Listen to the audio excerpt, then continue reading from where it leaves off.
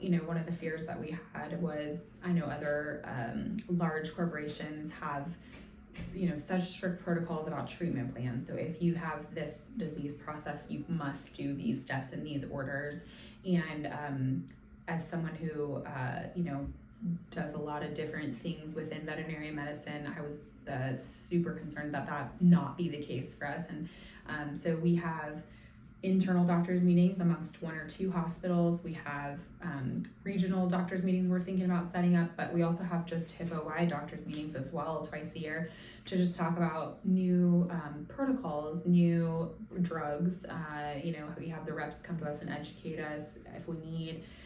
We try and reach some kind of general consensuses about things, but in general, we've never written anything in stone, which makes me really happy, because the minute you write something in stone, of course, you find an exception to that case. And so that's been huge for me as a doctor, is not being told how to practice medicine, that I can still treat each pet as an individual. And I think treatment outcomes and just owner compliance are so much better because there's just so many factors in treating each pet. And so that's a huge aspect that I think Hippo's done really well, is keeping treatment up to the doctors and not some formula book. The other side that I wanted to talk about is just sort of the autonomy in staff and culture.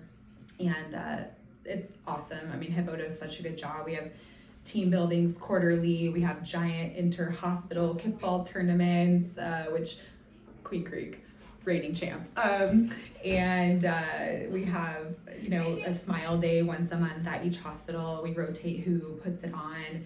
And so the nice thing is that you can really cater this to your individual staff. So one of my hospitals is very much like a wine and paint. We like dinners. We like, that kind of thing. And one of my hospitals is very much like rappelling, kayaking, that kind of thing. And so it's nice to just say, here's your budget. Do something that your staff actually cares about. It's not just the same cake and balloons for everything, you know what I mean? You get to choose, this month for my team, we're gonna do this, or, there's budget and room for, what, today was a really hard day. We just got to buy pizza for everybody. So there's still room in the culture and the budget and all this stuff. We actually put quite a lot of money and time towards, these surprise smile days once a month, and these, big, huge team buildings. We just took one clinic horseback riding for a few hours in the desert, and, we've got kickball coming up. We've done goat yoga. We've done wine and paint. We've done escape rooms and game shows and all this kind of stuff. And I talked to other doctors and staff about it, and they're like, oh my gosh, you guys do so much team building together, because we spend a lot of time with each other, and it can be a high stress environment. So you want a team that plays together and works together and trusts each other outside of work. And all my work families are awesome. And so I think that's one thing that Hippo not only does well, but really stresses at every single leadership meeting is are you treating your team well?